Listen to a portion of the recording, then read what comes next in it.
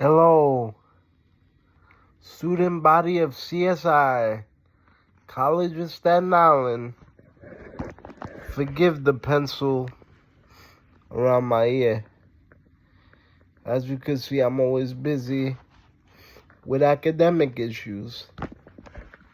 My name is Chris Neves, and I've been a part of CSi for, well, let's just say,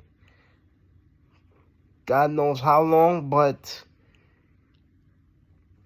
there's one caveat to that, is that I left and came back due to being ill and operations and due to my condition.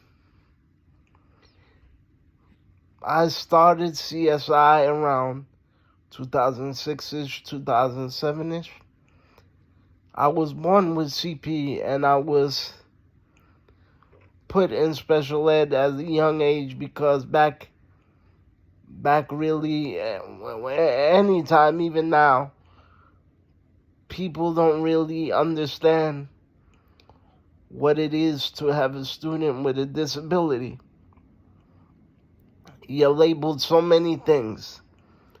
And with me being raised by my grandparents, because I was raised by a young mother, but at the same time, don't feel bad for me because I have a big family, even though sometimes it behaves as if it's a skeleton staff, and a lot of times when you have a big family, it's, to be truthfully honest, it's not a blessing really, but I do have a lot of cousins, a couple cousins that do help me out. I'm not going to say all of them. My Aunt Belinda, my Uncle Val,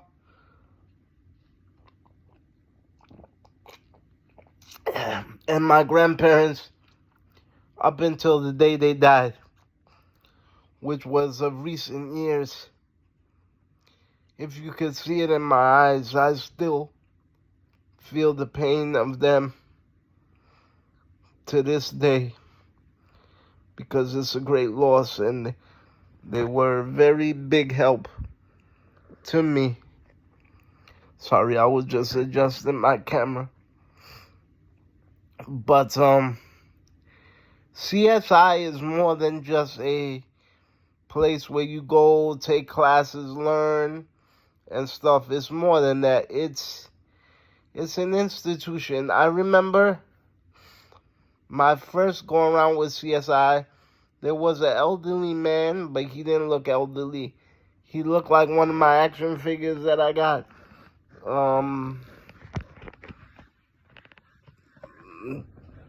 Back here. He was elderly, a Jamaican man. He wrote a story called An Immigrant Story. It's a book.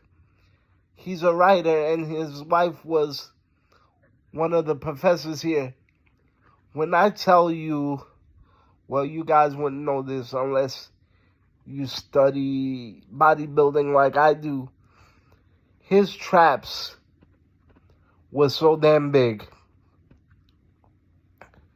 He told me that he was shaving one day and he saw drooping under his arm, and he wasn't quite ready to get old yet.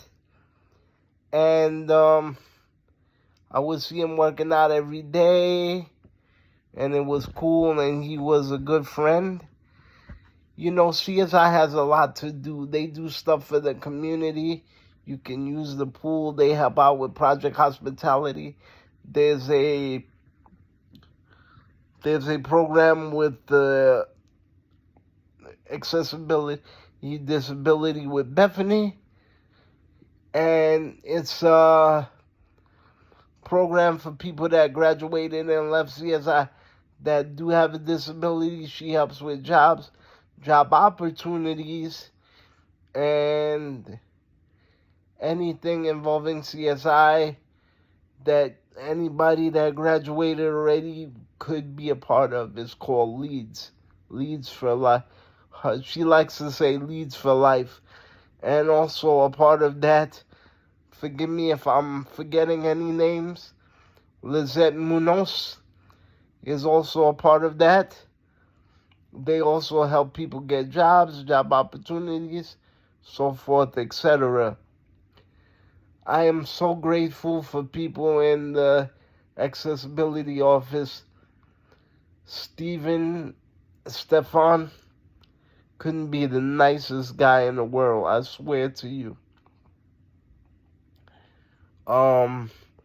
Lisa, the receptionist, very nice. I've known her for years, very nice. And Maria Testori, she's a saint on earth, man. I love her to pieces. She doesn't even know how much. I don't think I would have survived. I don't even think I would have had a college career if it wasn't for her. You know, the reason the reason why I was put in special ed, and unfortunately I won't be able to tell my whole story, but I want the Office of Disability to keep this video to use for Disability Awareness Month, just in case I'm not available, and also because a speech of this magnitude, even though I am a public speaker, I started my own business called Neves Corp, where I person-to-person trade action figures and collect as well. I more collect than sell, that's why I don't make any money. But I am also a public speaker. I speak for the Unity Games and teach kids to get along with everybody, no matter what religion, what creed, what color, what sexual orientation, and everything like that. That's the one thing about CSi that I love. You have the LGBTQ Center, you have the Radio Center, you have the Veterans Club, you have the Israeli Club, you have the Muslim Club, you have everything. You had the Alpha Club, I don't know what happened to it, but it's called the Mentoring Club, I believe now, from 1P Accessibility Services. You know, there are a couple of faces still around somewhere out there in CSi. I'm looking. I believe Jeremiah Yerkowitz is still around. A lot of people still around from when I was first there. And, you know, it gave me a sense of belonging because when I was in special ed, I was teased a lot. I was a quiet kid, very timid, and very self-aware of my shortcomings. Very self-aware of my shortcomings, and I was teased for it, but I'm the type of person that will give you the shirt off their back. I am very sensitive, not too sensitive that you may think, do not misconstrue the words, but in the sense that life is very plastic now. If you don't look a certain way, if you don't have something that somebody else has, you don't have what people want materialistically and vanity-wise, people tend to turn their back on you. And I feel very much alone at times. And that's why I enjoy coming to CSi, because the government doesn't allow people like me to work too many hours, and I'm very limited because I am a quadriplegic, where you wouldn't believe how much damage and nerve damage is actually done to my hands, but I try not to let it show. I was a Special Olympian. In the early 2000s, I played for a league for the EPVA, which is now the wheelchair Wheelchair Federation, run by a good friend of mine, John Henry, and Chris Neves. They also did something in CSI back in 2019 with wheelchair basketball. So all my people that I know kind of getting unified here, unification, if that's even a word. And the reason why I've been so lucky to try to keep busy, and I'm keep trying, because right now it wouldn't look like it, but I'm going through a lot, and I want to stay busy, which is why in 2023 I signed off on a lot of things, so I will be a part of CSI for years to come until I say I don't want it. I got my associates from my grandparents, because with my condition and everything, I had to take my classes time by time. I know I had received criticism from that from a lot of people, but what I will say is you will receive criticism. People will doubt you. People will beat you to your knees if you let it. People will destroy you. People will hurt you. But it's up to you to keep going. Honestly, I have become very defeatist in the past couple of years, and I felt like giving up. I don't know if there's something inside of me that keeps going. Maybe it's my grandparents telling me, get up, you son of a gun, we love you. I don't know what it is, but I'm grateful. You know, there were times where I couldn't even go to CSI because I would cry because I didn't know who was going to judge me. I know a lot's been said about me, but it's up to the individual to get to know me. I don't go by word of mouth. See, we live in a small town of Staten Island, a small town. This one said this, that one said that. In Africa, they call it chichibule. Hispanics call it bunchinche. Portuguese people call it bunchinche as well. That's another thing. I come from very humble beginnings. My grandfather is a longshoreman, merchant marine, 2 years in the army as far as Korean War. He was a war hero. And he came here from nothing, started working at the age of 14, supporting his mom and his younger brothers and sister in a small country called Cape Verde, next to Senegal. It's an island, it's called Africa Occidental, which is considered partly an African country, but we're also Latinos as well. And I'm probably mixed with a lot of things, which is probably part alien. So, no, I'm just joking. So, there's a lot of fun things to do, and the carnivals, and the free food at 1P, and the free food at the carnivals, and the food that they trick you to think that you're getting free, but you have to join a seminar and get tickets, and there's an ice cream truck outside, there's a halal truck, there's a place where you play video games, there's a place where you watch movies, or at least I think it's still there.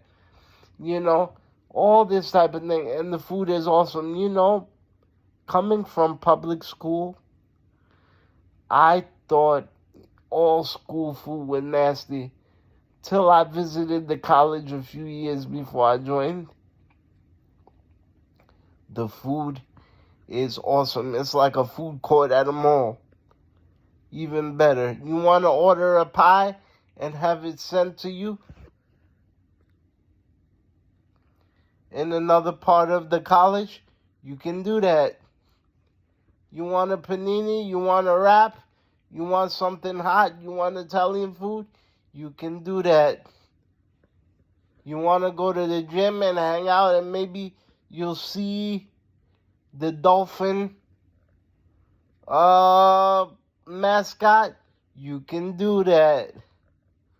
Although I'm partial to Mr. Met. Sorry, even though I love CSI Go Dolphins. But, you want to catch a basketball game for the right price and you're a student, you can do that. They had guests here. George Carlin. I'm still waiting for Snooki.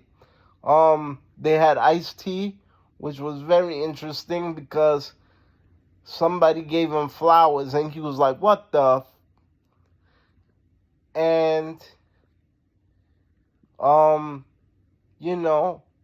cool stuff. And they do stuff, the community, there's jobs fairs, there's tablings, there's even I think a flea market. Sometimes there's barbecues where you could get free swag. There's the writing center. Didn't think I forgot about them. Hi Melanie, how are you? So that's it. Oh, and by the way, CSI.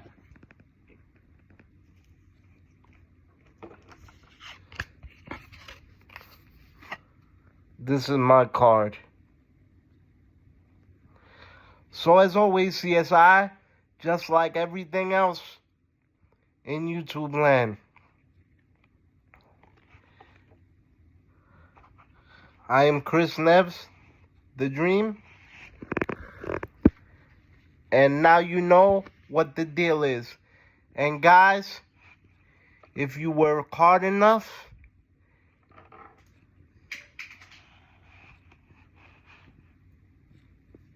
you can get one of these babies. That's right.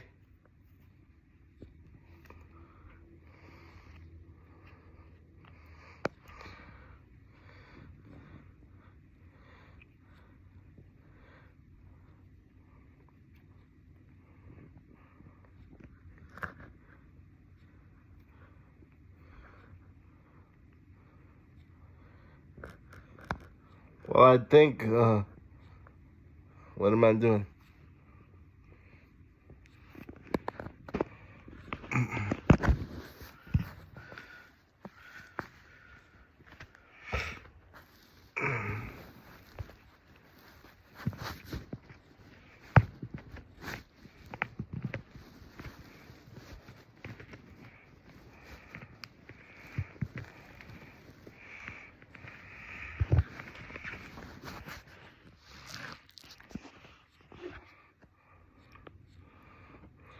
Well, I take very pleasure in the fact that I am an alum, because I was in special ed and they told me I couldn't even sign a check. They told me that I wasn't even gonna get a diploma, which I fought hard, and my family fought hard with me and said, do not judge him because he is in a chair. Let his work and his ethic speak for himself. I love you, CSI. And that's even better than a replica belt,